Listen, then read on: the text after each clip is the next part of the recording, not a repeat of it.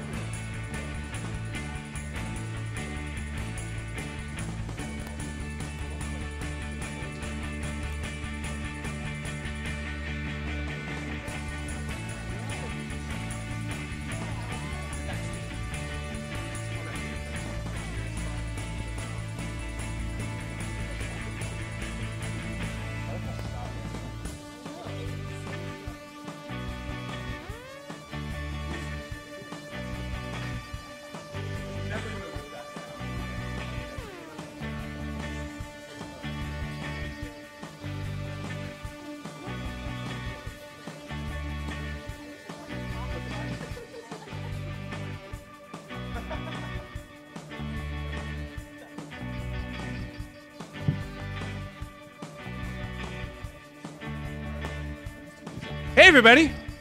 We're going to get this thing started. He said 1 second. You're live. Oh, now I'm live. OK. Hello, everyone. My name is Rez Graham. I am the director of game programming here, and I'm going to be your MC for tonight. So let's give it up for all of the people who are going to be pitching. That's a big round of applause. Yeah. So what you're going to see is you're going to see some incredible judges who are industry professionals who are going to come out here and they're going to watch all of these presentations and they're going to give feedback and that kind of stuff. We have 5 different presenters who are coming out here who are going to pitch their game, make them feel warm and welcome and all that kind of stuff. The judges are going to give feedback. Once they've given their feedback, you guys are welcome to come up here. There's a microphone right there. And you can give whatever kinds of questions or anything that you guys have as well. What I really want to see and what I really want to hope is that all of you guys will be up here at some point pitching, right? There's some huge thing when it comes to making games where you have to sit in front of a panel of people, usually people who have money, or people who've been doing this for a really long time, and you have to say, here's my game, and here's why I think you should fund it, why I think you should make this game, right? Even small games can cost in the millions of dollars, and big games can cost a considerably larger amount.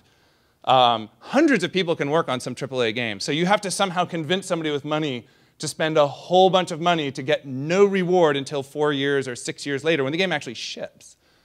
So it's hard. It's super hard to do that. That's why we have, you know, name of successful franchise plus some number. That's why most of the AAA games that you see are that. OK, I've stood up here talking enough. Let's welcome our judges. They're going to come out here first. Come on out. Line them up. Let's give a big round of applause for our judges. They're taking time off of their busy, busy schedule. I'm going to hand the microphone to you, and they're going to each introduce themselves and what you do a little bit. Sure. Hi, everybody. I'm Krista Frost, and I was a student here a few years ago. I am a technical artist for 2K Games, specifically Visual Concepts Entertainment. So I do all kinds of things. I do rigging, I write tools, play with dynamics, all kinds of stuff. And I'm here to represent the art side of things.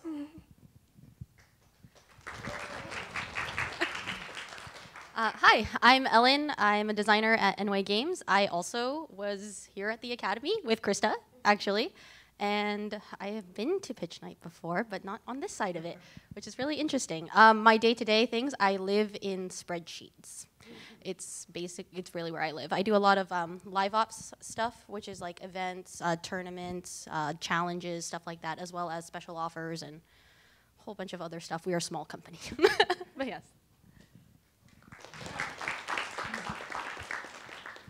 Hi, my name is Alice Ching. I am not affiliated. I'm the lead engineer at Phenomena, working on the game Watam, which is, if any of you know Katamari, is Keita Takashi's new game. And I represent the engineering side. I'm also in a very small game studio, so apart from engineering, I also do a little bit of production and actually wrote lyrics for the first time in my life. So yeah, it's interesting. Great, big round of applause. Thank you so much. If you will take your seats. Okay, So what's going to happen is one group is going to come up here, a very brave group, and they're going to stand here and introduce themselves. Then what they're going to do is pitch their game. They have about 5 minutes to do that. And if they go over, then, well, I yell at them. Then the judges are going to provide feedback. And then we'll open it up for questions for you guys, and then we do that 5 times. So that's the plan. All right, well, who's the first group that's going to come up? Come on up. Let's give them a big hand. Why don't you go ahead and introduce yourself and introduce your team? Hi, everyone. My name is Kentaro. I'm the game designer. I'm Barney. I am Barney. I'm the programmer. Awesome. And we are here to introduce our game, Deadeye. Thank you, thank you. All right, so first, what is Deadeye? Well, Deadeye is going to be an awesome, action-packed 2D action shooter with time-bending puzzle solving, as well as being set in the Wild West. So, who are you going to play in Deadeye? Well, you play William Knight right here, who is a disgraced sheriff who is out for revenge against the Rustlers gang, who recently just murdered his entire town, as well as his fiancée. So, right here, we're going to give you a short video to kind of give you an idea of what we envision the gameplay to be for this game. It is simulated, however, all of the sprites are in Unity right now. So we will be utilizing these same sprites for the final part of the game.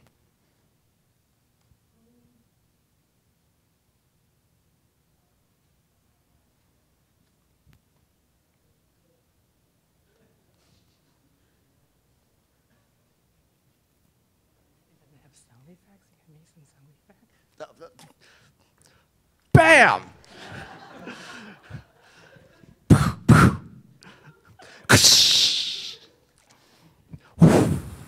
Bam!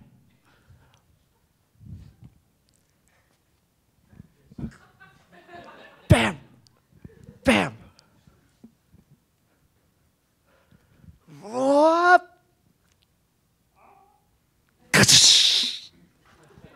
Oh, a little early.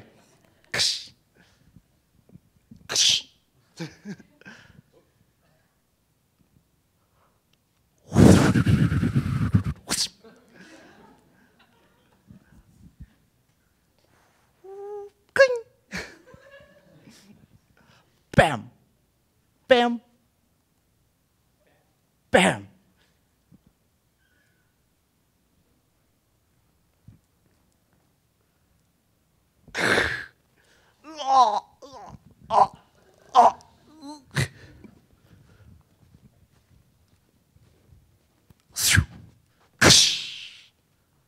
Geronimo! All right. Wasn't planning on that, but hopefully that gave you kind of an idea.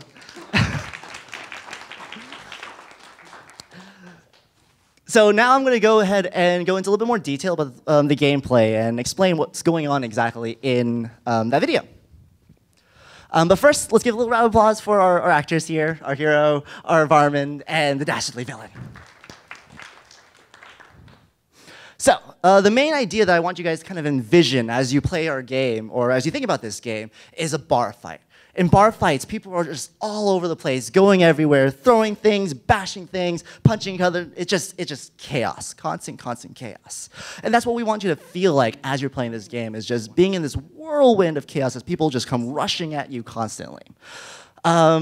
And also, we want you to be able to use all sorts of items and weapons to really solve what's going on, to like defeat all of your enemies. And that's what the slow-mo aspect of the game is. That's where the slow motion, the time-bending, puzzle solving is that you have limited resources. You only have so many bullets in each of your guns. You only have so many chairs and bottles laying around in each level. So you have to really think about when to use each gun, each bullet, each item that's in each level.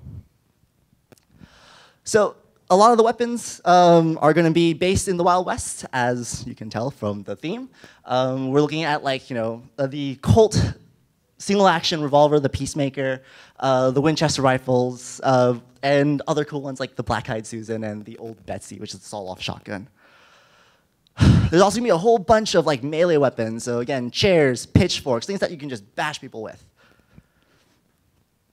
And to kind of give you some survival tips to help you plan out and defeat all of your enemies, we want to give you some things that you can do with the environment. So first thing to always remember is that the table is your best friend because he will always take a bullet for you. And don't let your awesome appearance and your awesome abilities get to your head. Instead, shoot chandeliers and let them drop on your enemies instead. And finally, when you finish that really awesome glass of whiskey, be sure to just throw it at your enemies so that you can get a refill. All right, so I'm going to go into some technical sides of the game. We are looking to have this be on the PC. We want the mouse to be a huge part of actually aiming your shots and whatnot. We are working in Unity, as I said before, as well as looking for this to be about a one-semester project. That one semester is about 4 months, as you all know. These are the goals that we plan to finish within that one semester. We want to make sure we have at least 3 fully playable levels, 10 weapons, 6 environments, those being like the tables and chairs. But the big thing we really want to focus on is animation, because this is a 2D game, and animation is really important, and it's what sells 2D games, at least in my opinion. So we want to really focus on that as well. Here are just some stretch goals, some extra things that we get enough people to kind of join our project if you guys are excited about this game just as much as we are. So more weapons, more items, and hopefully a mobile version. The kind of people that we're looking for are going to be these people right here, level designers, 2D artists, 2D animation, VFX, as well as scripters. The main ones we really want to focus on are level designers and animation. Like I said, animation is really important. It's what sells the game. Level designers is what makes the game really fun. So being able to balance out the number of weapons and items and how many enemies come in and when and where is really important as well for this game. Here's a quick reference board to kind of show off what influenced us and what inspired us to make this game. So obviously games like Red Dead Redemption, Deadbolt, My Friend Pedro, and Westworld for the theme. All right, so any questions? Let's give him a big hand. So first what we want to do, in fact, here, I will give you guys my microphone so that there can be some back and forth. So feedback from the judges. Sure. I think that I'm trying to kind of gear my feedback towards, art. I'll let everybody have their own respective categories here, but I think the art style is really fun. I think that 2D can definitely be a way to get things done a little faster, especially for a one semester project. So I think that it's a great place to start, but that doesn't mean that your 2D doesn't have to be as detailed and as fun as it is currently. So I think you've got a really great art style going right now. So I really like that. Thank you. This looks really fun, first off. Second, I hope you do the sound effects for the actual game. That was fantastic. It looks really nice. It looks very much like a bar fight from your little short cinematic that you had, or not really cinematic, but preview, and things like that. Is that representative of a level that you're thinking of doing for one of the 3 levels? Yes, exactly. We're looking to basically, hopefully have a little bit more moments where enemies come in and more variety in the weapons that they can use.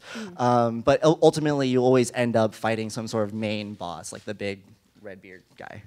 I see. Okay. And I'll keep going. I guess I'll go around still. Okay. Sure. Oh, no, you go ahead. Okay.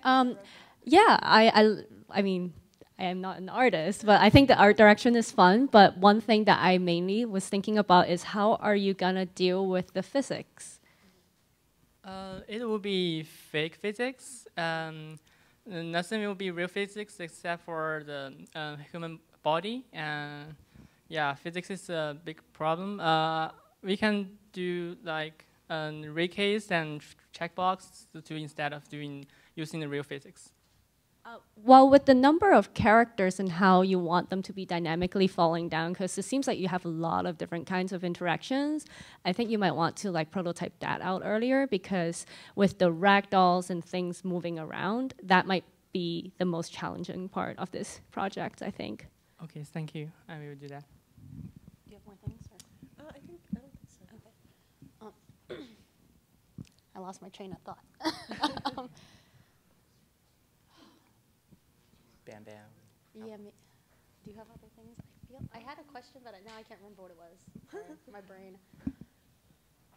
Oh, So something that actually struck me as a little interesting was your time-related puzzle kind of aspect to it, and how the slow motion I appreciate a lot because I do think it's important for something like this, especially when it's like all crazy and whatnot. However, do you think that that will become an issue in the fact that you want this crazy bar fight feel versus the kind of thinking process that you do need for a puzzle game? Yeah, I think the slow motion itself is kind of give people aggressive feeling, and also I think slow motion. People can do his instinct to do whatever they want, and they will fail and find that this way doesn't work, and he will find another way. It's very obvious that for things you can use when you are aiming, or things you can interact is highlighted, and so player will finally find out a way to solve the puzzle. And actually, to kind of add to that, I think the idea is that we're going to be kind of, I guess the video wasn't indicative of how much and how many enemies we're going to be kind of bombarding the player with. And also, I guess one thing that we should have mentioned is the player only can take like one shot. He's going to be very, very weak. So you're going to be constantly having that idea that you are overwhelmed anyways. So the slow-mo is to help slow things down a little bit so that you can start kind of collecting your thoughts and also start planning how you want to utilize the certain objects around the level and whatnot. Would the slow motion be unlimited, or do you have like a timer? Do you need to like charge it up? Like, what have you thought about around that mechanic? Whenever you are aiming, that you when you are able to when you are aiming, this time is slowed down. So not every time you can aim, because when you are doing something else, you can aim. So the time won't slow down. But it is not limited. Okay. Anything else?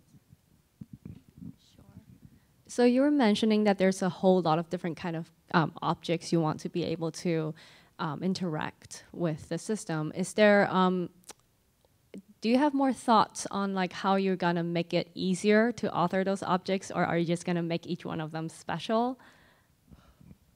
Every weapon is under a class, and every is a child class, and under the parent class, the parent weapon class, and there are also a range weapon class and a melee weapon class, and also throwable weapon class. I already done this system and designed this system for in the prototype game. Yeah.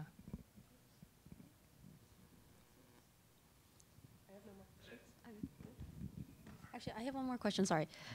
Movement. Is it like an endless runner? No. No, so you do have movement control? Yes, yes. Okay, sorry. That's it. Okay. All right, now we'll open it up to the audience. If you guys have any questions, there's a microphone right here. Come on up. Audience includes faculty. Hold on. Oh. Your microphone's not on.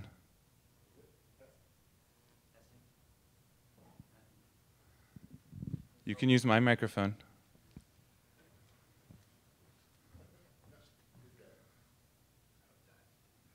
It died. You can use my microphone for this part, and then we'll get the thing replaced. Sorry about that. Okay, Digital Lover online says, since they plan to move it to mobile, how would they alter the aiming mechanics since it's targeted for PC? Oh, we are thinking about to make it even slower in mobile games. The slow mode will be even slower, and the player can drag the aim icon and to do the aiming part and in the slow motion, and so that will be give them possible to shoot accurately. So yeah, essentially, the slow-mo is going to be a lot slower. You'll actually be able to aim the cursor with your finger. So kind of like that. Great. Thank you. Low Poly Square asks, are you using a 2D rig system for animations? Yeah, it's a 2D bone-based sprites system. Yeah, and using IK.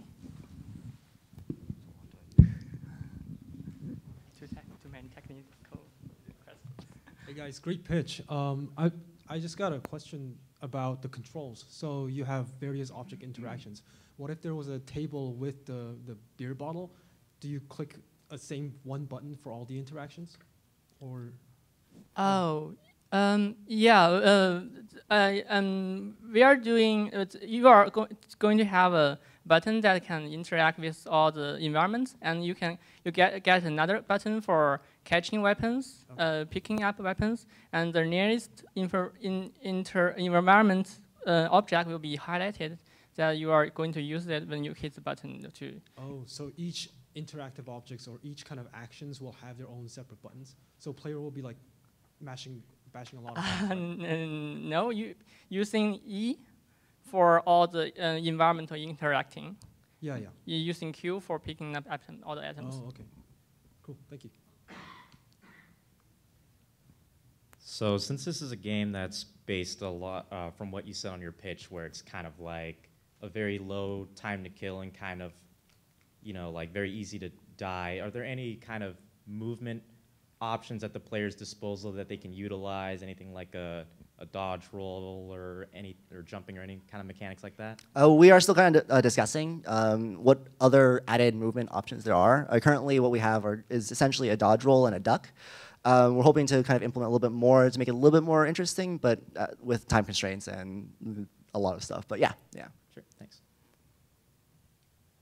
This will be the last question. So is the player in control of time bending? Georgia wants to know. And also, is there a limit to the time bending, like a cooldown or anything like that? So the player does control the time ending, and essentially it's relegated to your shooting weapons. So you only can slow down time when you have a firearm of sorts.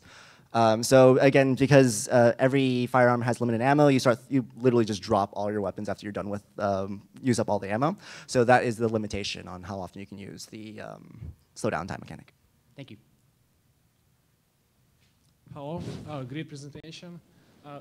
Question is, since your game is puzzle, how much freedom players gonna have to solving them? How much options you planning to have, or it's gonna be like one direct option to finish your level? Player has a few choices. We're going to design the best choice for player, but there's a window that player can not using this this way, but can find their own way to solve the puzzle. Yeah, it's possible. To kind of add to that, essentially, we do want to have it be intuitive for the player so that they can have various different ways, but there is going to be an efficient way of doing it because, again, it's all about using resources really properly. So, Thanks. Let's give a huge round of applause for the first pitch. Great job, guys. Thank you so much. All right, and now we're going to have another pitch come forward. Some very brave person is going to come forward to the downstage center area. Come on out. Let's give her a huge round of applause. Come on out. Please introduce yourself and what you are pitching. Hi, my name is Sean, and I am a MFA student here. This is my first year, so I'm really excited. I have to apologize in advance because I had a cold, like during the weekend, so my voice might be not in the best position, but I'll try my best. So today I'm gonna talk to you about a game called Hickory. And you can see there's a mouse and a lot of gears. We'll talk more into about that later. Next. So I hope everyone knows this song, Hickory Dickory Dock. But just in case someone doesn't know, I'm not gonna sing it, but I'm gonna tell you what it's about. It's about a mouse that climbs up a clock, and when the clock strikes, he'll run down again. And this basically sums up what the game is really about. But what does the mouse really do on the clock? And that's the question we're about to answer. So Hickory is a 3D side-scroller puzzle platform game. And basically, it revolves around a mouse with magical powers that can manipulate time. And he has to put on a task to climb up clock towers and fix the clock. And when he fixes the clock, he can restore time to the kingdoms. And we'll talk a little bit more about the world. Next, thank you. Okay, so Hickory's world is built upon miniature kingdoms that are made of gears. And these gears are connected to a central clock tower that is the heart of the kingdom. So if a clock tower were to stop moving, all of the gears will stop moving at once. So the kingdom will turn into a halt. you can imagine like if the camera is moved upon gears and then, oh, the clock stops and the camera will stop moving and all of this will be dead. Nobody can see us anymore. So it's probably something like that, yeah. And that's where the mouse comes in. And this is our protagonist. He is Hickory, the mouse, and he has a magic pocket watch that can let him manipulate time. And with these abilities, he is able to traverse through the kingdom and go to the clock tower. Now, to talk a little bit about his background, next please. Yes. Hickory is from a fallen secret mice society that dedicated themselves to the craft of clockworks. So they basically maintain all the clock towers from these kingdoms. But there's a big decrease in their number, and Hickory is one of the last.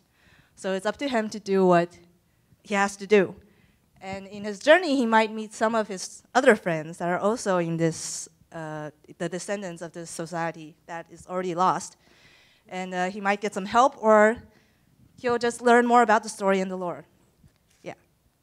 So next, we'll talk a little bit about the time and gear features that are for this game, because this game is built upon the kingdoms that are built upon gears, and the player will have the ability to use time. So that's basically the two factors that are most important to this game. And first, we'll talk about the time, which is the player will have abilities like rewind or slow down or stop, just the basics of everything you think about time can do. But he can't do it every time, so he has a limited gauge, so when he uses it, the gauge will decrease. And we'll have an example in the next slide.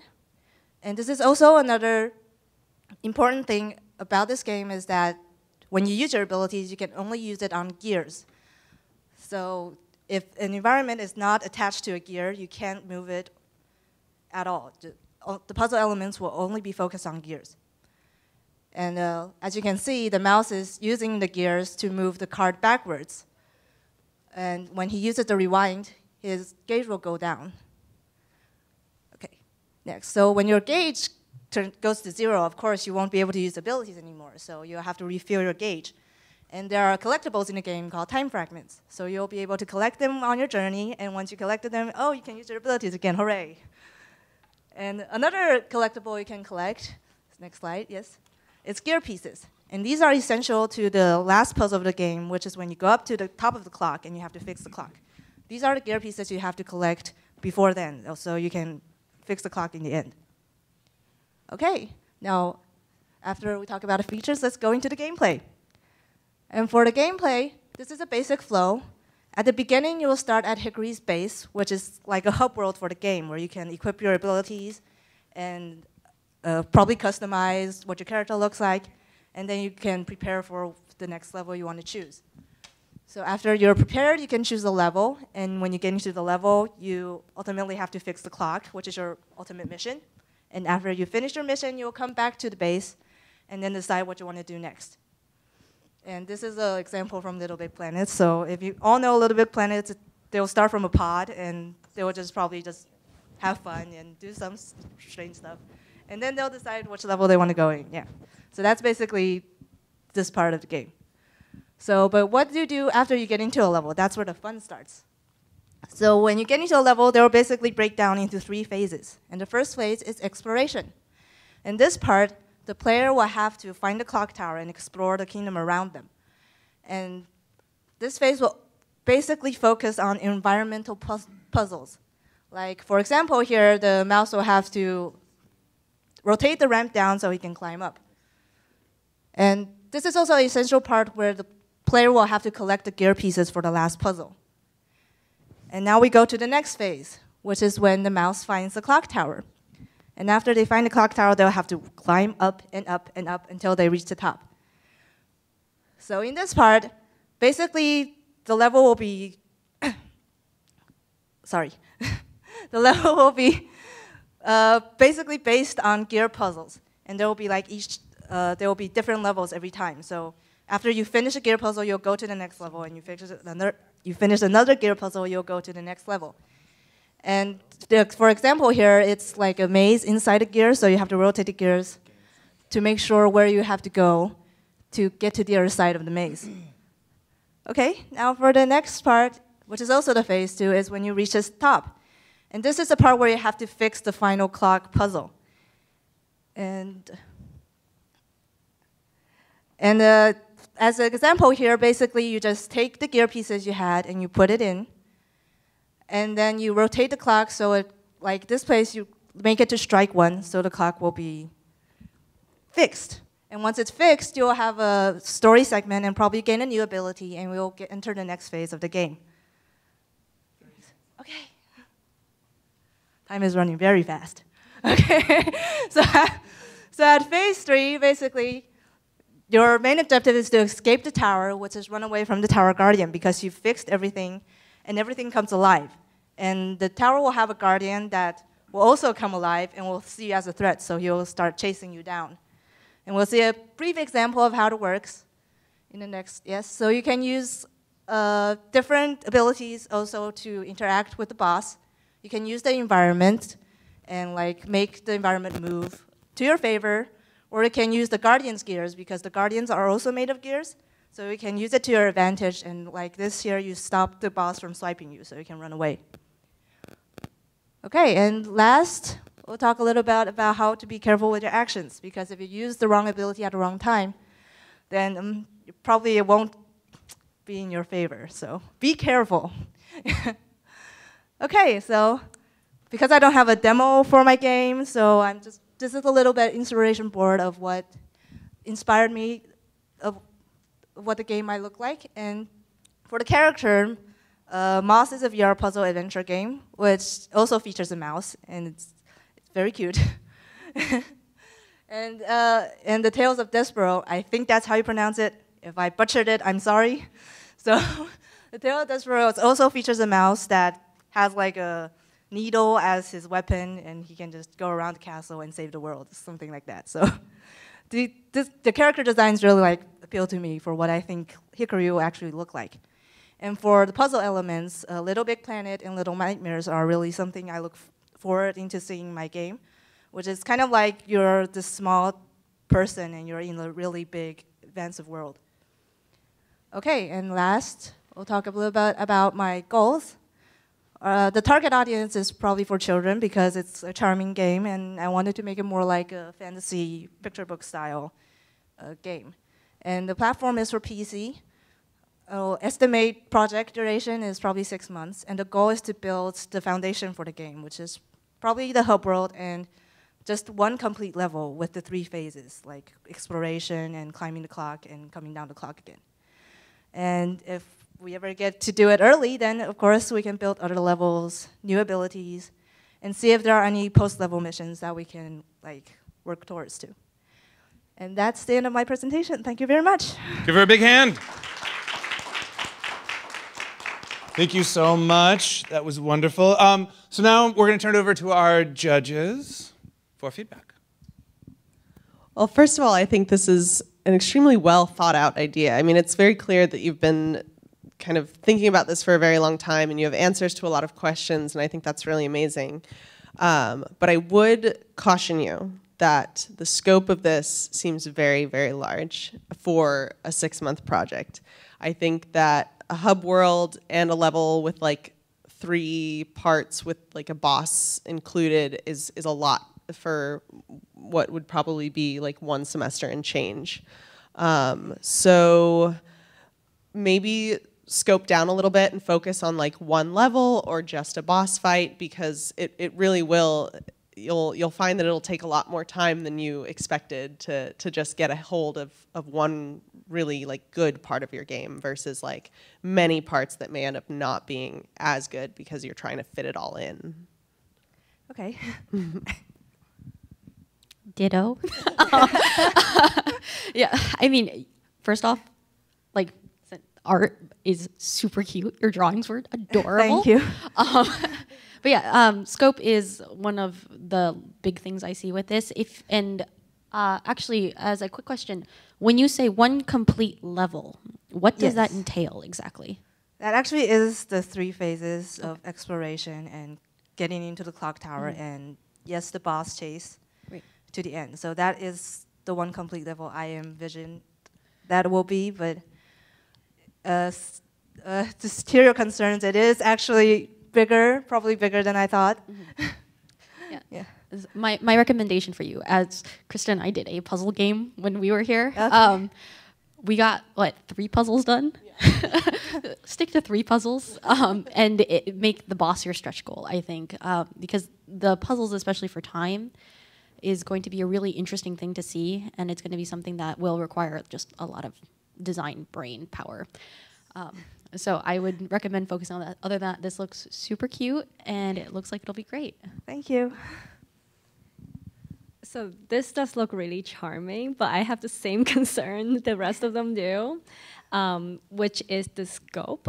Because from what it seems like with the puzzle part of things, the time is not really like the time like the previous pitch. It seems like it just controls forwards and backwards motion of the gears.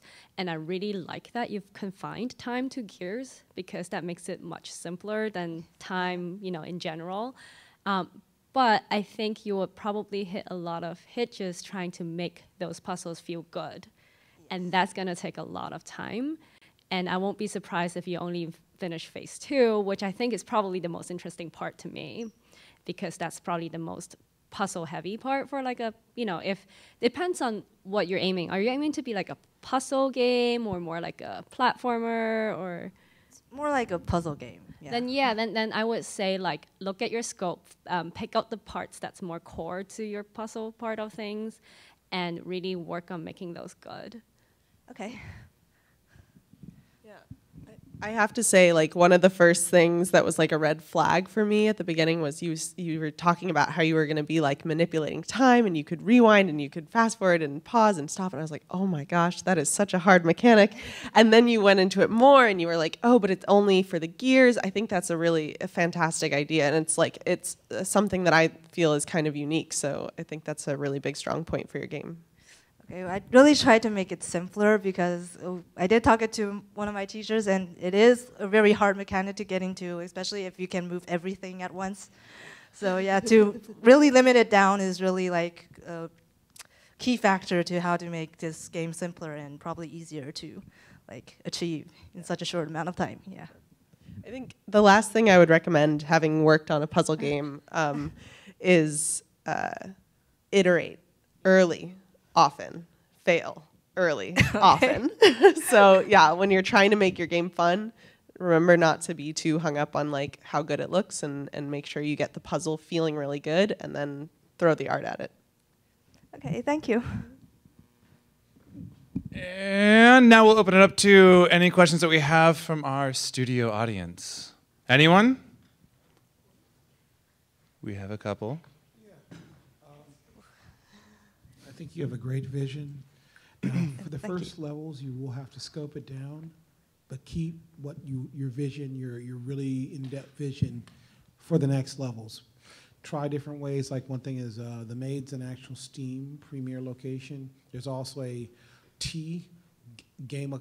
Hyper Game O'Clock Tea in San Francisco once a month. Really good game developers who can support you. Of course, you have great resources here, but I think your vision, don't cut your vision down.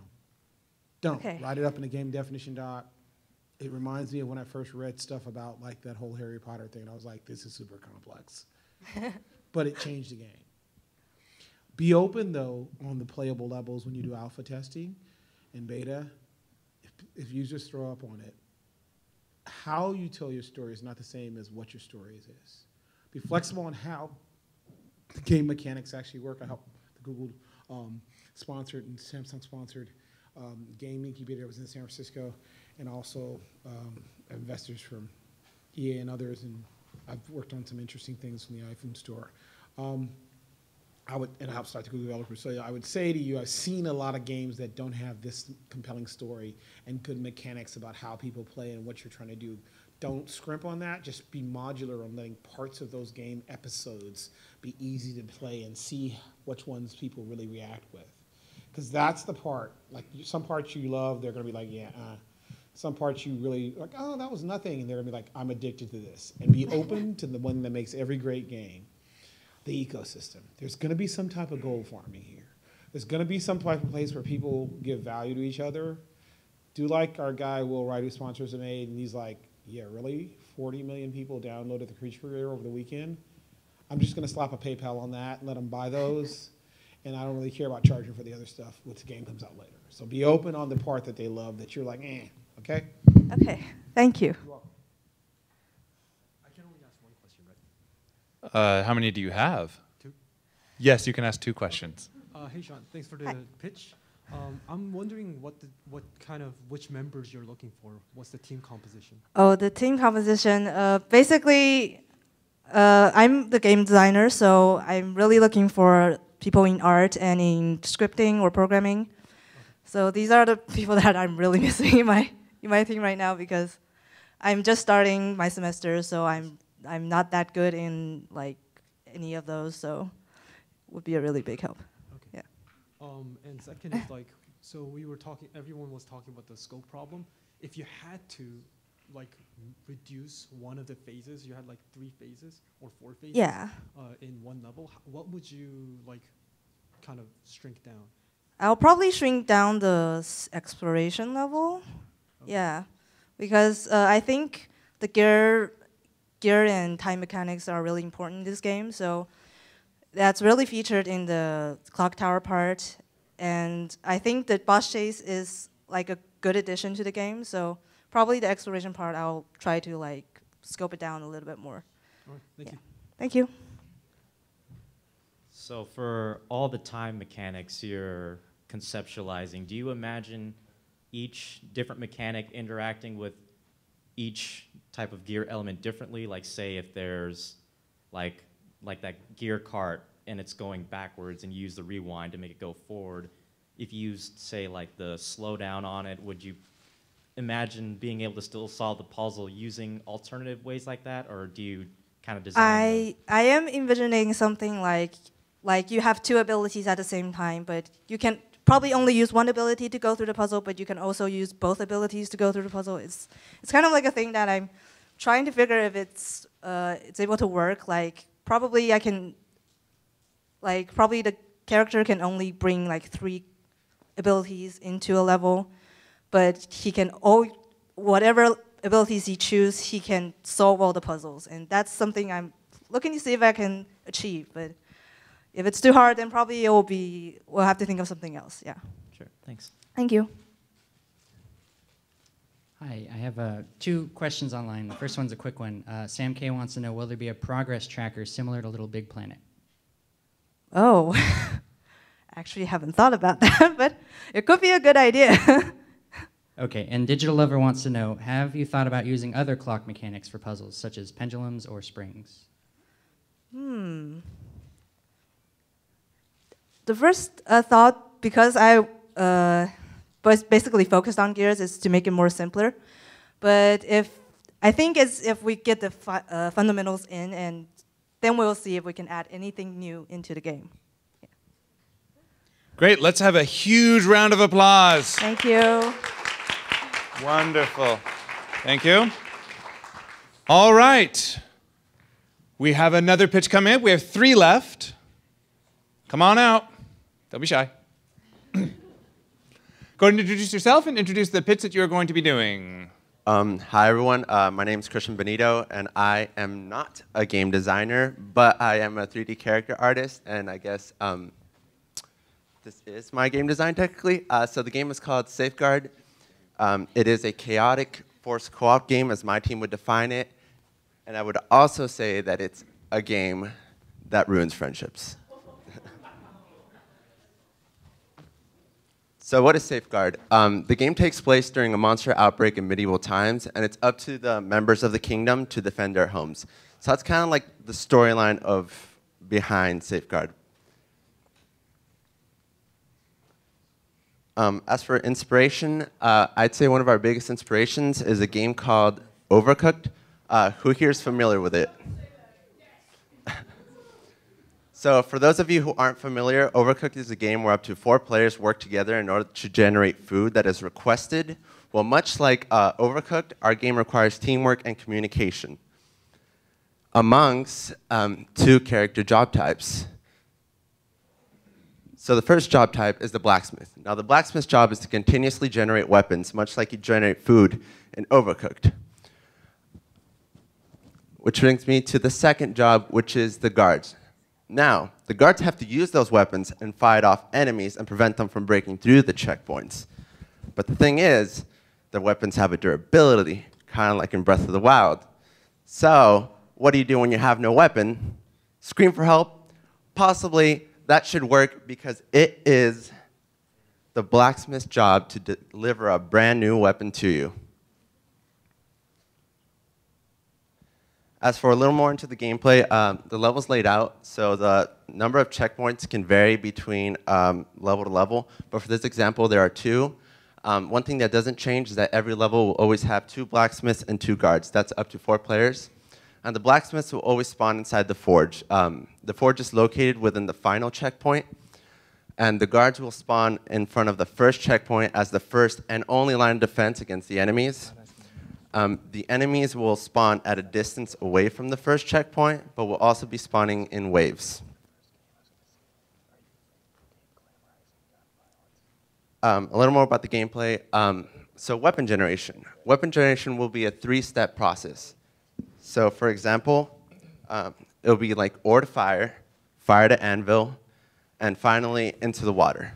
Once that weapon is generated, they will have to use the current level's delivery system to get it to the guards. So once the guards do have the weapons, they must use them until they do break. But there will be a durability bar, so they will know right before it does happen. When it does break, they have 2 options. They could either go pick another one up if the blacksmith has one ready for them, or they can just run and panic until one is generated. And that's why it's really important for the players to communicate back and forth amongst each other. So we have really simplified the mechanics to our game, so it's a game that's really easy to pick up. So there's only a few controls. So you have your left joystick, which, like in most games, is your move. Then we have your right joystick, which controls the camera. Then the first button, no matter what job type you have, will be your grab and drop button.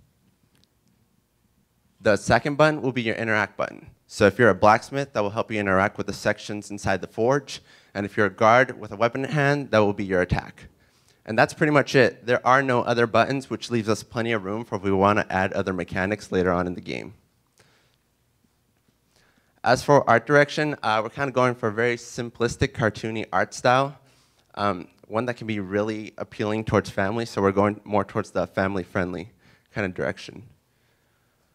As for gameplay, I'd say our gameplay would be a combination between like Overcooked and Breath of the Wild and Dungeon Defenders, I'd say. So here's a gameplay video of what we did have done when we worked on it. It's just a little demo of what it could be. So there's a little bit of weapon generation.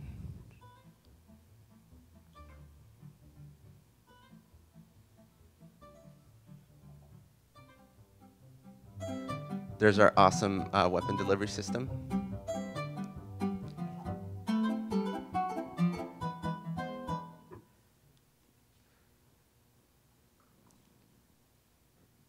As for goals and scope, now we know some scopes can be pretty large. So for our game within that first semester, our scope is just to have a basic foundation for the game. So we'd be focusing on things like combat, weapon generation, animations, character interactions, and the network. Now, a broader scope, so if this were to continue beyond the first semester, this is kind of an idea of what you could see in Safeguard within the second and future on. So the levels will be segregated within areas, and some levels will have more than one weapon. So new weapon means a new process for that weapon. And why do we need more than one weapon? Well, there will be weapon-specific monsters, which means you will need a specific weapon to kill a specific monster. For example, you'll need a sword to kill a goblin and a hammer to kill a rock golem. But a sword cannot hurt a rock golem. So what else? Besides those things, in the future, we would also be adding new ways to deliver weapons. So like minecarts, catapults, lifts, and possibly even attaching it to a pig. Who knows? As for target devices, we're kind of focusing more towards consoles, like the Xbox, PlayStation, and Nintendo Switch. Main reason for this is because we feel like our game would generally play better on controllers. We feel like it's a better experience that way. So there is a team. I am lead and 3D character artist. William Flamenco is our scripter and level designer who can't be here. Anthony Seaman is here. He's our 3D environmental artist. Joseph Sison's also here. He's our rigger and animator. We also have Catalina Fierman, who's our 3D environment artist. Austin Coffey is our music design. And Katharina Carney is our texture artist. So although there is a team, we are lacking some crucial people still in order to make this happen, make this work a lot smoother and faster. So we're lacking people like programmers, more scripters, a sound designer, and possibly a concept artist. As for what you would gain from joining this team, you gain and earn experience from working on a game with a team. I feel like that's really valuable because our team didn't know how to work together when we first started, and along with great work for your portfolios. I mean, you kind of need it in the school. So yeah, that was Safeguard, a chaotic force co-op game. Has a strong core, it's family friendly, ruins friendships, and overall it's just a lot of fun. Thank you. All right, wonderful job. So now I'm going to turn it over to our panel of experts. So clearly you've already got some stuff going on. I was curious about what you have working right now. We saw like a little demo. So weapon generation, a little bit of combat. What else is going on? So what you saw in that video is kind of what we had done when we first started tampering with the idea for a class. What we are thinking is that we'd probably like scrap a lot of the code and restart if we did get like programmers and scripters, because programmers could focus more on the network kind of side of it, and scripters could focus more on gameplay. What you did see, it's kind of just a rough idea for like, that's why we want like, as for our goal to just be like the basic foundation, not even a level. That way, if we could get those things working smoothly, because we did get them working when we worked on it, but it was really rough. So we just want that to work really smoothly and really well. That way, level like generation in the future would be really simple, since that foundation is already down. And then I just had one kind of like, I suppose it's a game design question, but like if your weapons all break and your like your blacksmith is like making more, do you have like some kind of little like melee that'll like keep you going for like a few seconds, or like do you just automatically die? Like what are the consequences for bad communication between players? We haven't really thought too much about the consequence. I guess the consequence would be fail, which is why it's kind of like that forced cooperation. If you're not working together, there's no way you can possibly win. That's why I kind of separated. So there's 2 blacksmiths and 2 guards. So since if one's like kind of slacking on the generation, there's one that can help. Same thing with the guards. Does that mean there has to be 4 people playing at once? Ideally, that's what we first like started off with as a concept. There doesn't have to be 4 people playing at once, but that's kind of like how we thought it would work best. You could later on work on like AI, so if you have only 1 player, you can have just computers helping them out. Okay, gotcha, thank you. Hello. As someone who works on a PvP synchronous mobile fighting game, network is hard. It's really hard. So I'm wondering why you chose network versus local co-op. Originally, the concept that when I first came up with the game, it was kind of local co-op. But our scripter, he just kept coming up with stuff, and he thought network would work better because it would give that players freedom to move around more. And since it is network, that means you just have your player on the screen, which then we added in like camera rotation, and it let us expand the level a lot more, since there's a lot more freedom to the player. I had one more question, but I can't remember it. I was gonna ask that network question. So, apart from the network question, it does seem like everyone is seeing a different point of view of the map. Is that something you're gonna use to like make it more interesting? I'd say yeah. The maps won't always just be straight out flat. The maps can change out later on, and it's kind of like learning the map, learning the environment, and kind of cooperating with your team. Later on, there'll be like round maps or just some crazy, really fun maps that will kind of just make it a lot more interesting. Thank you. Sorry. Yeah, I can't remember things these days. So something that is going to be super important for your game is this co-op feature, right? The ability to communicate to people, and you've already separated each player's kind of roles. But what's to stop someone from just like spam making whatever weapons and who cares what they say they need? Like, right, because I'm assuming it will be faster to generate a weapon than to use the weapon. Well, weapons, the parts in the forge will have like timers, so there is still a time you have to wait. Okay. And weapons, I'd say the amount of time it would take to generate a weapon would be the same amount it would naturally take for it to break, hopefully. So if that works out, that would make the back and forth a lot smoother. So since it's going to be networked versus like local co-op, how are you intending for your people to communicate with each other? So we haven't really thought much about that part yet. Kind of just thought about creating the local, the network part of it. But we are still open to kind of moving it back to local if we needed to. It may be a good idea for like, if you're doing this, you know, if you've got like one semester to work with for sure, it may be a good idea to just keep it local and have like 2 players at once or something. Or I don't know. I mean, maybe you can, I don't know how many controllers you can connect to a certain PC, like 4, yeah. You could still have like 4 players on a PC. Yeah, so. just kind of like split screen. Yeah, yeah. Well, if you're gonna do split screen, you'll have to look into how much that costs in rendering. So you'll have to figure out, you know, each frame that you probably can't do crazy things. So that's something to consider.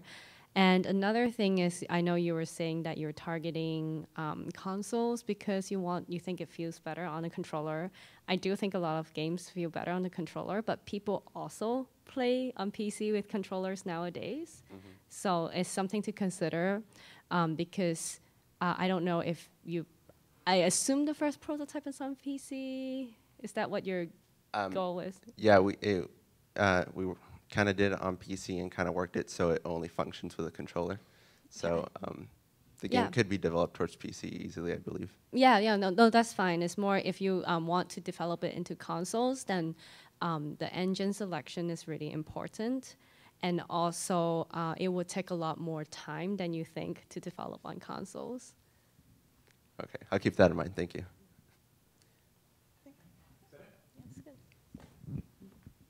All right, let's give him a big hand. Thank you so much. All right. We have 2 wonderful pitches left. Who's coming down here? What? Oh, questions. Oh, my God. I completely forgot about questions. Come back. Oh, I was how hoping embarrassing I could get away for with me. that. So taking questions from the audience. And for those of you who are asking questions from the audience, if you could speak up, because the online folks that we're streaming this to are having trouble hearing people. All right, I'm representing online again. Georgia Haresh wants to know, is player performance tracked individually or as a team? Like, does everyone win or lose together? It's tracked as a team, so it's either you win as a team or you all lose. Okay, I'm going to sneak another one in here. Digital Lover wants to know, does the ore for creating weapons already exist, or do they have to search for it or harvest it, or how does that work? How we first developed it, it already exists. If we were to get a little crazier later on, there'd be like harvesting and other fun ideas like that. Great. And I'm going to sneak yet one more in there. Are you thinking open online multiplayer or just friends only? And Patricia Tier wants to know, if you can't get all 4 players in, how would that change the game? Like, can you play it with 3 players or 2 or something like that? Well, the idea would be you would at least need it to be balanced. So if you can't get 4 players, you would at least need 2. 3 would just make it really unbalanced and really make one side a lot stronger than the other. As for more of the online stuff, I'd say it kind of, if it were to go the network path, it'd follow kind of the open online kind of side of it. So you have the character interactions between the weapon smith and the guardian. Are there any kind of direct ways that the guardian can interact with the weaponsmith, or is it purely just they're relying on them to create the weapon? Is there anything that the guardian can do for the weaponsmith in facilitating that process or anything like that? We didn't really think in that direction too much yet. Facilitate, I'd say, I wouldn't say there'd be any way to facilitate, but later on, I guess there would be ways where they can mess with the blacksmiths and have players mess with each other that kind of add more towards that chaotic side of the game. Cool, thanks. Hey, Chris. Cool pitch, man. I got a question about difficulty ramp. How will the difficulties ramp? Will it ramp up as the time flows, or will it ramp by levels? I'd say it'd ramp kind of a little bit of both. So there will be different areas. So like the first area will be the simplest, and as you go on, it'd get a little bit harder. So as the levels go on, it would get harder, and when you advance to a new area, they'd get a little bit harder, and just harder overall as you progress, I guess you could say. Okay. One more question is that it seems like the blacksmith had multiple steps to make the weapons for the guard, whereas the guard is more like identifying target, hack and slash, and grab weapon. Is innately the blacksmith harder than the guard? I wouldn't say that it's harder. For now, there is like more of a step process for the blacksmith, so they do have a little bit more things to do. But hopefully, as it goes on, we'll think of new features and new things to give each one to do, so it's a little bit more balanced in the workload kind of direction. Okay, thanks.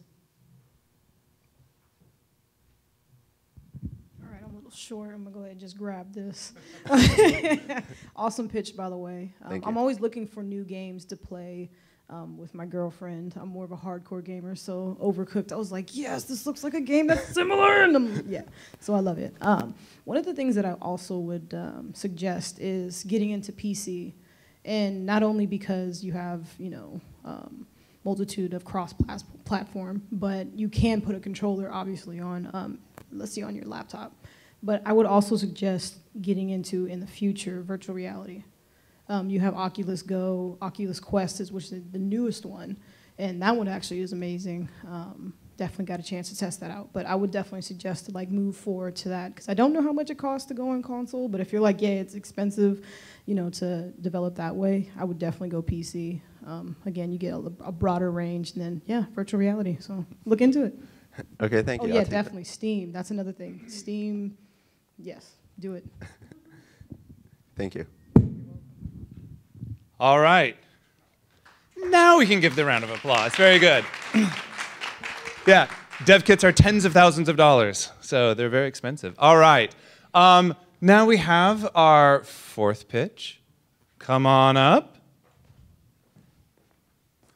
All right, and please introduce yourself and your pitch. Hi, so my name is Shane. I'm a first year majoring in concept art. All right, so my game is called My Name is Delilah. It'll be a survival horror game that goes back to the classics. So things like limited weapons and supplies, and running around a huge mansion with a bunch of locked doors and puzzles. So for the game, you'll play as a female character that you saw in the previous slide. Oh, sorry. The character doesn't remember anything except for falling asleep. So she regains consciousness in a dark forest and eventually comes across a large castle which she'll have to explore. And and also pursues a mysterious white figure. Wait, hold on. So it'll have a gothic setting with a psychological story, taking influences from games like Silent Hill 2, the Clock Tower game series, and Rule of Rose. One thing I'd like to bring into this game that'll differentiate from past survival horror games is the use of black magic. And I don't mean like a black mage who can cast fire or ice, but just some spells or rituals that the character can use to exorcise a demon. So the game will be released on Steam for Windows, Mac, and Linux. It'll be controller supported so that players can choose a controller of their preference. The game is mainly for retro gamers who like survival horror games, but it's also geared towards fans of horror in general or people who like to play scary games with a strong storyline. So the game will use fixed camera angles and tank controls like most of the old survival horror games. The fixed camera angles gives the game a more cinematic feel. And it also helps build tension and mood. And the tank controls are, if you're not familiar with it, it's when the controls move relative to the playable character rather than the camera screen. So, for example, you can see on the GIF on the left,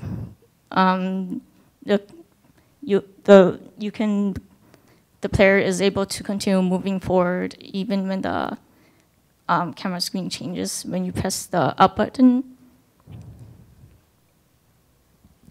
The game will also use hiding spots, which the Clock Tower game series uses. So basically, there will be designated hiding spots, which you can use in order to drive away an enemy. So it won't be like most games when the enemy will stop detecting you once you're out of its sight. And so here, the enemy will keep on chasing after you room after room until you use one of these hiding spots.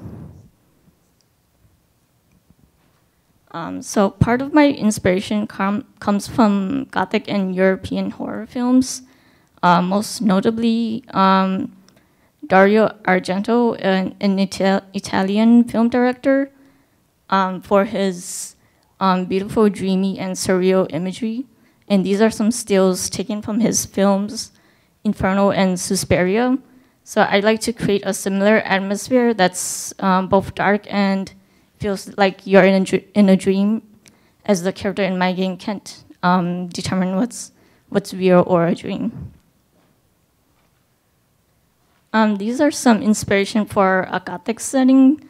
So there will be large dining halls, candles everywhere, roses, graveyards, and of course a large spooky castle.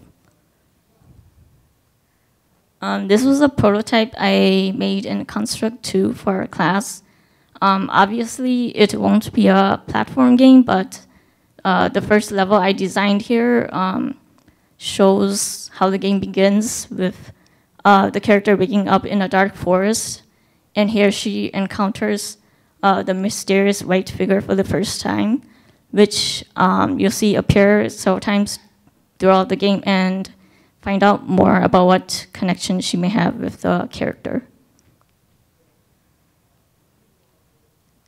So for the completion of my game, it's pretty big, and it'll probably take like 2 to 4 years, but this is a breakdown of how the first semester will look like.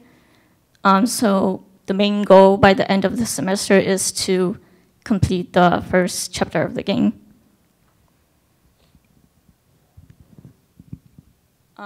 Some risks that will come across in the development, mostly concerns with time constraints.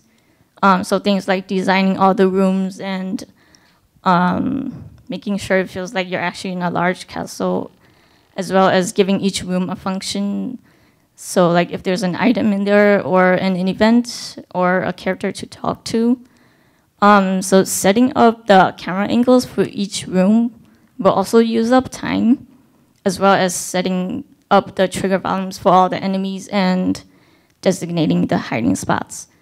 And of course, a lack of contributors will also most likely extend the completion of the game.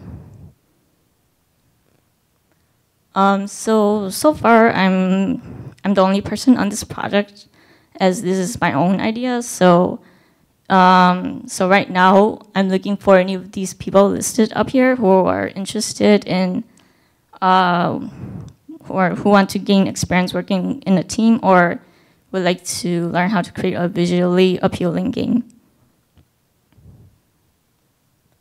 So to wrap things up, the game title is, once again, her name is Delilah. It'll be a PS1 and PS2 era horror game with fixed angles and tank controls. It'll have a gothic setting and a psychological story. And one thing, oh, I didn't have it up there, but just again, one thing that I like to bring to this game that will differentiate from past survival horror games is the use of black magic. And it'll be released on Steam for Windows, Mac, and Linux. And I hope to revive the survival horror classic, the classic survival horror genre, even if just a little, because I know there are a few people out there who would like to see it be brought back. Thank you for listening. Let's give her a big round of applause. Great job. Okay, we now turn it over to our panel of judges. Right. I think this is a really cool and spooky idea. I'm terrified of all things horror, so I'm not the target audience, but I think like these types of games have, you have so many like opportunities for dynamic moments, you know, moments that you can really like take advantage of to evoke really strong feelings in your players. So I think this is a really cool genre to explore. I would say the biggest red flag for me is scope. I appreciate that you want to take like a really long time to make this a very fully fledged game, but you may not be afforded that opportunity necessarily. So it would be good to scope down for your first semester in hopes that you can like keep it going. And maybe just get like one level that feels really good and fleshed out. But otherwise, it's cool concept. Thank you. I like horror. So this is a really great aesthetic to me. To actually go a little bit off of what Krista said is something I realized when I was doing a lot of collabs is one semester here is the equivalent of 1 week in like working hours. So there's, when you put it like that, it's really hard to get a lot of stuff done in one semester. And something I saw on your proposed schedule was in second semester was when you were gonna start putting things in an engine and actually like making things work. I highly suggest doing that. The sooner the better. Things will break, things will change, and if you have to go back and redo work, it's not gonna be fun. Yeah, thanks. So this really reminds me of one of my favorite games. I love horror too, which is Eternal Darkness on GameCube. If you haven't checked it out, because it has you keep talking about the black magic element. It has something kind of like that, and it's really a great game. So there's a couple of things I'm thinking about. One thing is you were mentioning there are enemies that will follow you from room to room. Have you thought about the kind of limits you would post on it? Like what happened if a player tagged like 20 enemies? Like, yeah. Yeah, so about that, it might get kind of annoying if they follow you for too long. So I was thinking like, maybe after you go through 3 rooms, they'll eventually disappear. Okay. And then it seems like you're aiming for more a 3D game, or are you looking for more like a, because PS1, PS2 era, like, or are you looking for more 2D aesthetics, but in 3D? Like, what are you looking for? That's still neat. I can like it can still be either way, but I think 3D would be nice. Okay, I think that really depends on the people you get to join your team and how you scope it out. But 2D and 3D in Engine is very different, and how you set it up is very different. Like when you talk about the camera, that is like two different things in these settings. So it might be something to experiment with or to settle on, like, you know, earlier. Then that's better. All right, thanks. On the note of kind of like the 2D versus 3D, I think like for this concept, I think either could work as long as you like, you know, pick something at the beginning and stick with it, like Alice said. But also, I feel like even if you decided to go with 3D, like you are kind of like doing a throwback to these like PS2 games. Like you could get away with pretty like, not low quality graphics, but like lower poly stuff, and still like have your texture maps be a little bit more like elaborate or whatever, but you could get away with doing like a little bit simpler and really throwing it back, you know, really doing something slightly more sophisticated, but still keeping it pretty simple. So you can have fun with that. Yeah, thanks.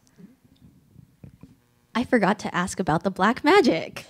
Can you talk about that a little bit? Yeah, so I was actually still thinking about that, but so for like using rituals, I was thinking maybe there'll be like specific rooms you can use to perform a ritual, and also there'll be like some items required to perform the ritual. So things like chalk or candle and a specific object that's related to the demon that you can use to exercise it.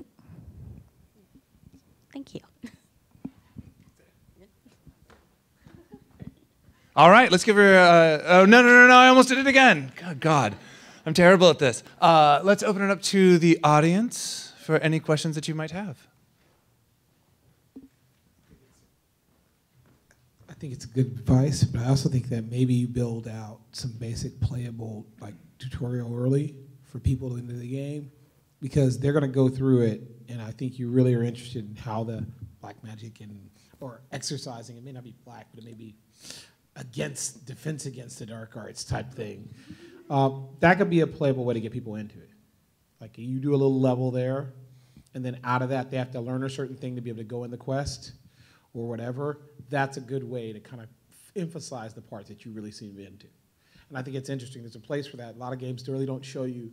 They give you the ability to do that, but they don't show you what you have to know and the elements you have to have in a way that's compelling. What are some of the other classics games you want to pull from as homages that you really feel like have elements of that really done well? So from what I remember, the Clock Tower 3 uses I remember a certain item that will deflect the enemy for a while, but it doesn't necessarily kill it. So I was thinking maybe I would do something like that, where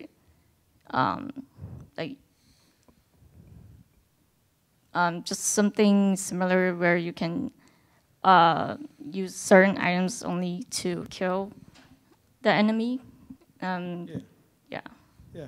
Maybe have a cool when it's like dead or like you're banishing it.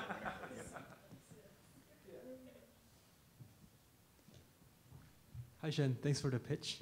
I'm just curious. It seems like what you have over there to wrap up, it's more, to me, it looks more like pillars, game pillars. Can you give me a game hook of the game, like the unique selling point of the game again? Can you just reiterate that for me? So I'm a concept artist, so the selling point would be the art and just the whole visuals and everything. Of like a classic survival horror? Yeah. Oh, okay. So just enjoying like all the environments as you play, because that's what I feel when I play survival horror games. So maybe like you're gonna have a lot of immersiveness going on, right? Like the game's gonna be very immersive horror. Yeah. Oh, okay. One more question is, how smart is the enemy? So I'm not like much of a game designer, so I, yeah, haven't really thought about that. But basically, I think for now they just mostly follow you and just attack you. But I'm not sure, or I haven't really thought about like any other like specific things the enemy will do yet. Oh, okay, cool. Yeah, thank you. Thanks.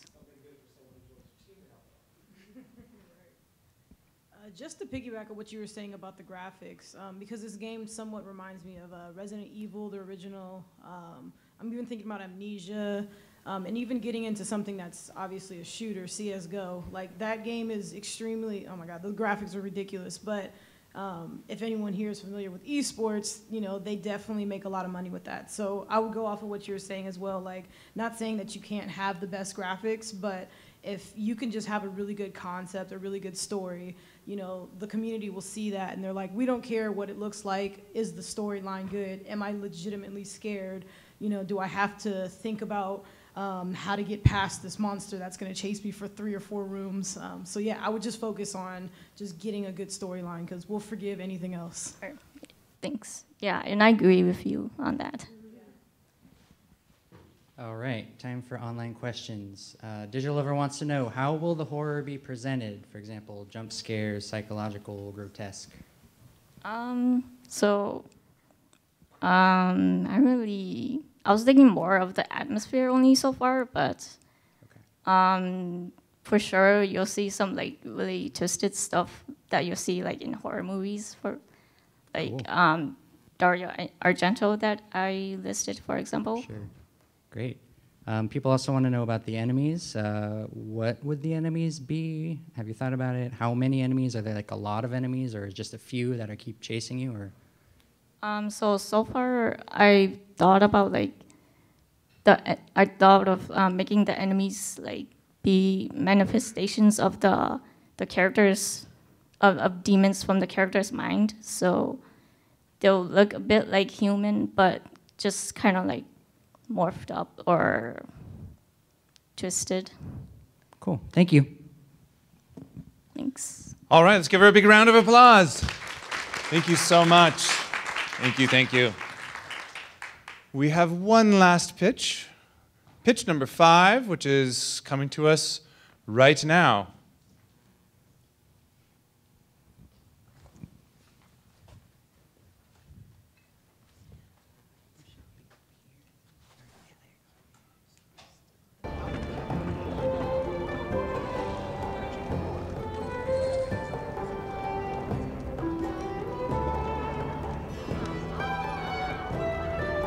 Hey everyone. So stay a while and listen. How many of you have ever played Pokemon or had a digital pet? All right, so quite a few. Awesome. You know, as humans, it's in our nature to care for animals, and through technology, even digital ones. So my name is Shannon Lucier. I'm a visual developer and currently participating in collabs as a producer. And tonight I want to present to you Battle Pet's Journey. So in 2011, Blizzard introduced a pet battling system in World of Warcraft Mists of Pandaria. It became so popular in the Warcraft community that it was a talking point at this year's Con Before the Storm panel. Specifically, they were saying that fans really want to get a mobile RPG that's not just a Pokemon clone. So this brings me to Battle Pet Journeys, which is a third-person fantasy adventure RPG where you are a hero tasked with traveling through a portal to a new world where you find and train creatures to add to your pet collection. You build your settlement, meet natives, all while challenging enemies. It begins with the hero, who is commissioned by a gnome engineer to go on a perilous journey to a new world, the Mimic Isles in Uberos. To save creatures from annihilation by the hands of interdimensional beings entering through rifts in fabric of space and time. The hero is aided by their employers and their new allies that she meets along the way. The hero and the pet battles together against enemies, and acquired pets after getting cloned at the Gnome Workshop are able to engage in pet battles. The Mimic Isle consists of 4 zones. The Lazuli Forest. I'll go again. Sorry. It consists of 4 zones. The Lazuli Forest, Viceland, Breathing Sands, and Surama. The hero will start their adventure at the base camp. The story is linear, and our hero will move from zone to zone via themed transportation. Each zone will have 4 races, 2 friendly, 2 hostile, of which there is 1 in per zone. At the completion of each zone, there will be a master pet battle in which our hero acquires an epic elemental pet.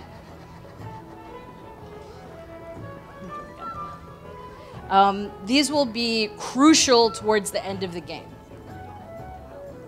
So here we have an example of what an epic pet would be. So we have a polar bear who would be in Viceland. And then you have a capturable pet like this cute little penguin. And this pet would be cloned at the Gnome Workshop. Each zone will increase in technological sophistication before getting to the final area in Surama. So, there lives a diverse group of 4 alien races whom the hero will get their technology which they need to repair the broken portal. Before our hero leaves, a large tear in the space-time fabric allows for a boss to come through with creatures of his own. The hero must face the final boss and minions before they can journey home. The gameplay and the art style are inspired by World of Warcraft, Diablo, and Tai Chi Panda. For those of you not familiar with the World of Warcraft battle pets or Tai Chi Panda, here's an example of the gameplay.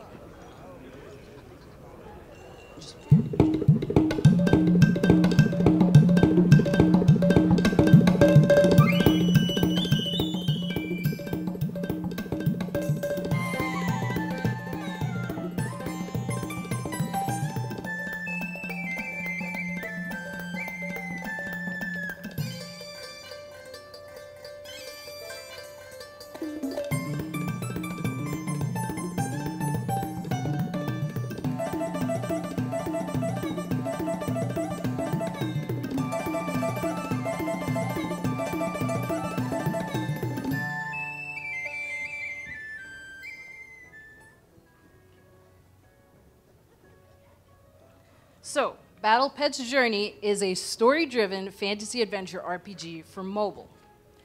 The targeted platforms will be iOS and Android, which will be delivered through the App Store and through the Google Play Store, with a targeted rating of teen. So for the first semester, I'd like to get the game development document worked out, pre-viz. Cinematics are very important. It's very story-driven, as I'm visual development, so art is very important to me. So this, again, story-driven, so art will be a focus. Sound design, and then by the end of the first semester, I'd like for there to be a first playable and a slice where you can kind of just go through the whole game, at least with one pet. By the second semester, I'd like there to be a first pass by midterms, and then by final and alpha. And then by the third semester, there should be a beta that's able to go out. So, when I say Blizzard approved, I've discussed this I've discussed the potential of this development with a PMO manager and several artists at Blizzard who discussed the legal boundaries with me. So they're totally fine with this game getting made. They consider it a tribute to Blizzard, as long as I don't get any money from it. So who would benefit from this?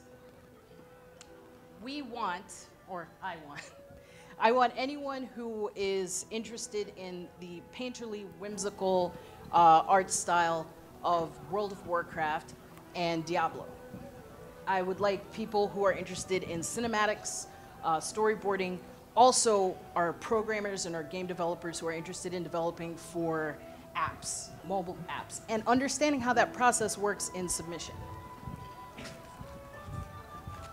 All right, so again, BattlePet's Journey is a mobile fantasy adventure RPG offering a unique story-driven game filled with plenty of hack and slash with mobs, pet battles, and a stylized fantasy world. One more? Scott. Jesus. Question. Yay! All right.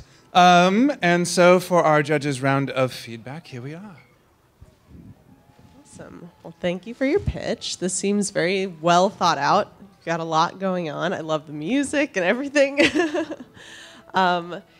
I think the one of the red flags for me here is scope. Like the gameplay you were showing had a lot of different elements. It had like battles. There were cards. There's a whole world that you're interested in fabricating, and you're saying by the end of this first semester you want to be able to go through the entire game with one pet. And I feel like it may be good to, for the first semester, if you want something that's playable, maybe to just focus on like your first zone, or you know, like maybe like 1 to 2 pets there rather than kind of an entire progression. Take things slower than you think you would want to. That would be my first piece of advice. Again, ditto. Yeah, it'll take a long time. Another thing that is really interesting to me is like you are very art focused, which is fantastic. Like the aesthetics is great. But something like this, an MMO, or I don't know if it's MMO. No. Okay, but either way, it's an RPG, and I saw in your little preview of the gameplay from BattlePets, both JRPG kind of turn-based as well as free roaming like Kingdom Hearts kind of. I'm gonna run around and smack you with my stick. Mm-hmm. Are you going to have both? Is I guess the question.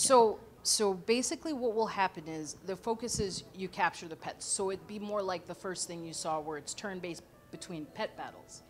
Mm-hmm. So that the hero can enjoy themselves, and for the RPG part, you would be roaming around similar to Diablo. So in Diablo, you roam through and then you fight enemies as they come up.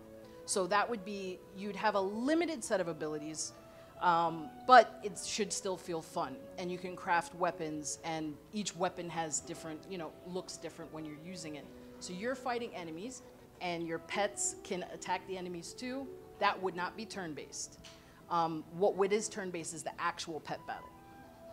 I see. Okay, that's a lot of systems, just so you know. But I mean, it sounds like a great game, and just I caution against having so many features and systems, because that is going to take a lot of balancing. It's going to take a lot of combat balancing and a systems designer to figure out how everything grows and make sure power curve is not a huge issue, because it will be.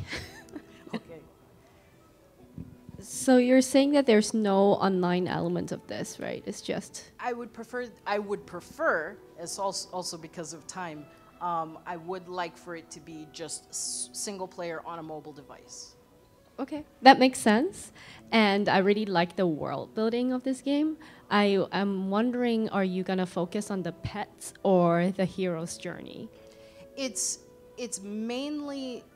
actually both. I shouldn't say it's mainly, it's both. The hero, the kind of person that would play this game likes doing pet battles. So the idea of gathering these pets from the various areas, and there was a lot more that I could say about it because I have the whole thing written out.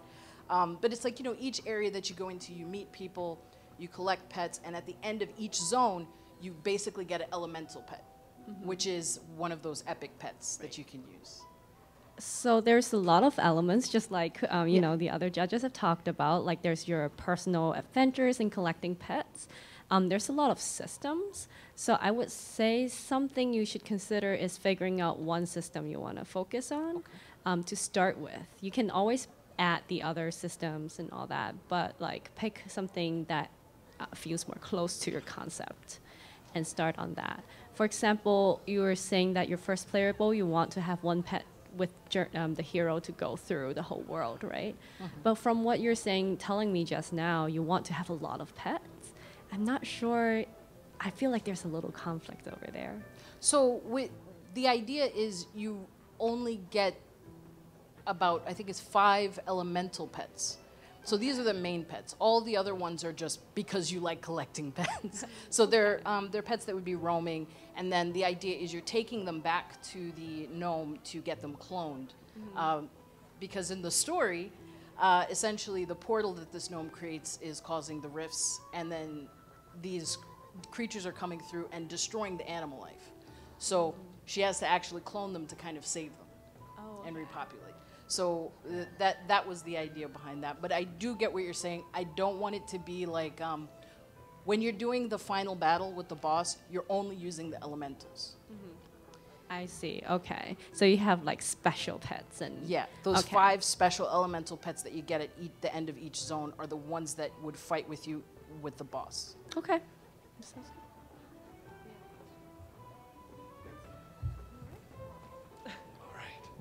Thank you. Thank you so much. Okay, so we now are going to open it up to questions from our audience. Are there any questions? SB, of course. Hello, thank you for the pitch. You had like 4 universe or like 4 zones. Yes. And each of them are like not just one room, so it's not an open world, it's more of a linear. Yes. How will you connect the worlds? So each world is connected via a themed transportation and kind of the map that I build. So let's say, for instance, you're in the sand area, the breathing sands, and you need to get back to Viceland. You'd basically take a gondola. So there's only one way up, one way down. So it is a linear path that would go through. And of course, the art is there, so it looks kind of like open world, but it's not. So it's kind of like how Diablo, you have entrance and exit? Exactly. Okay, that's clear. Yeah, that'll be my question. Thank you. Thank you. Hello, we got a lot of questions about pets. Okay, Digital Lover wants to know, how many pets would you say you're planning to put in? Oh goodness, I had that in the longer slide pitch. I think it's about 12 per zone. It's about 12 per zone.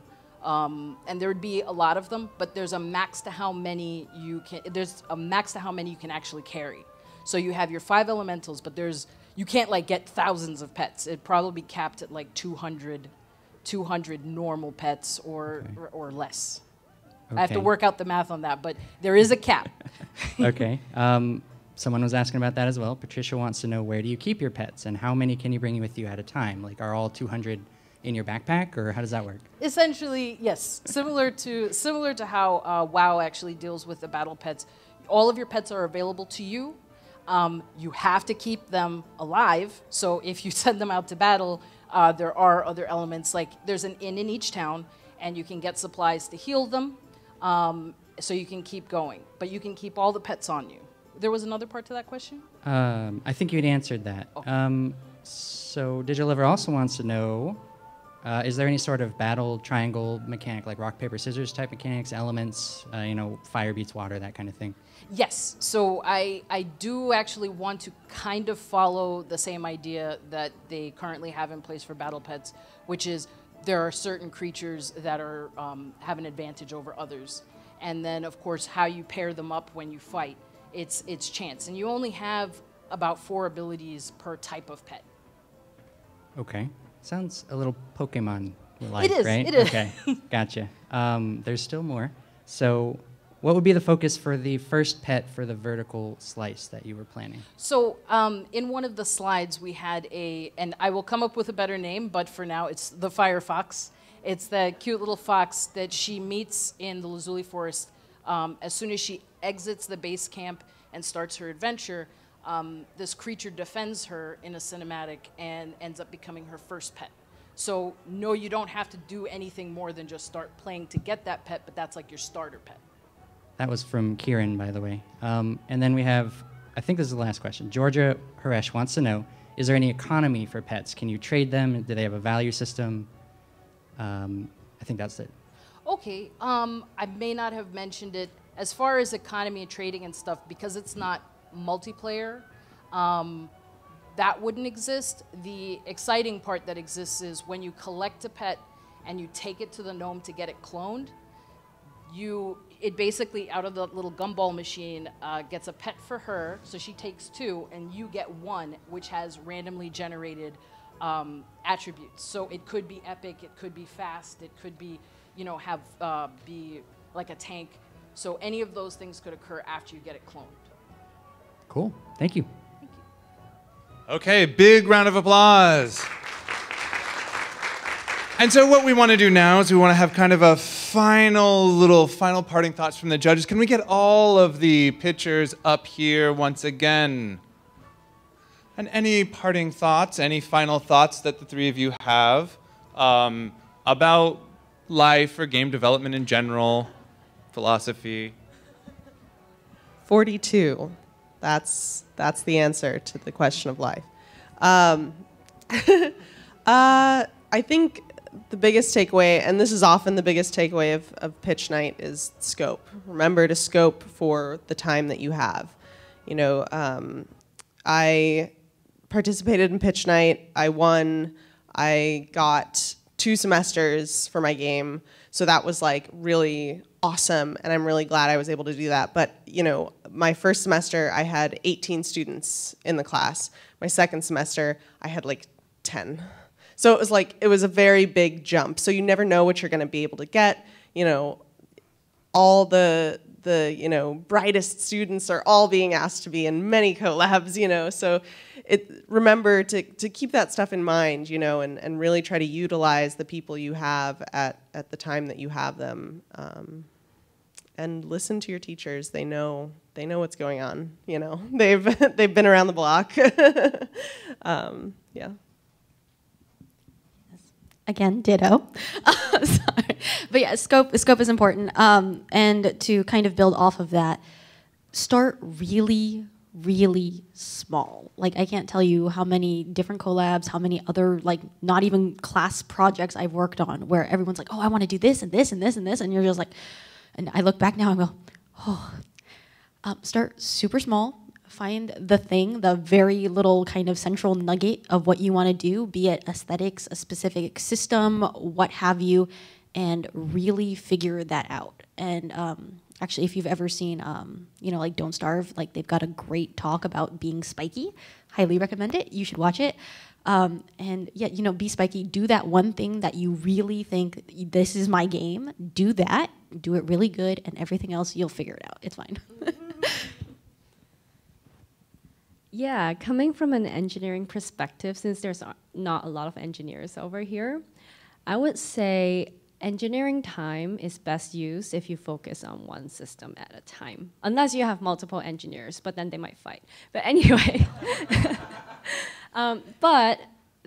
that doesn't limit, that isn't limited to gameplay system. Maybe you want to focus really on the aesthetics, and that means getting someone who knows about rendering and shaders, and that can take a long time to make. But if that gets the feel, then it might be easier to have other people just script, the other things out of the way. So just focus on one thing, because I've seen a lot of really great pitches today, but they're all like we've mentioned before, there's a lot of scope, there's a lot of things going on. So what is the thing of your game? What do you really, really want to make out of that whole world, right? If you have to throw away everything else. Sorry. I want to add one more thing, sorry. Make concessions. Things will not always go exactly the way you want. One game I worked on, we had 30 people team. I had to manage 6 sound people. There was me and one other designer and one programmer, and everyone else was an artist. It was hard. Games are hard. But yeah, make concessions. Things will not go the way you want all the time, and that's okay. That's basically it. All right, one big last gigantic round of applause for everyone who was brave enough to come up here today. Thank you so much for coming. There's a slide that Scott put up here, which I'm going to read because I just saw it. If you want to give feedback of any kind, we've got a QR code here. There's a little URL. You can also give feedback to any of the pictures or any of that kind of stuff. And again, next time we do this, I hope to see some of you up here pitching whatever project that you want and getting this kind of feedback. And I hope this was useful for you guys as well. And one final round of applause for our judges who have taken their time to come up here and be here today. Thank you so much, guys. All right, and also, I'm going to embarrass Scott a little. Thank you, Scott, for stepping up and putting together Pitch Night. There he is over there. And that's it. Again, my name is Rez Graham, and I hope that you guys have a wonderful night. Thank you so much for coming, and I'll see you next time.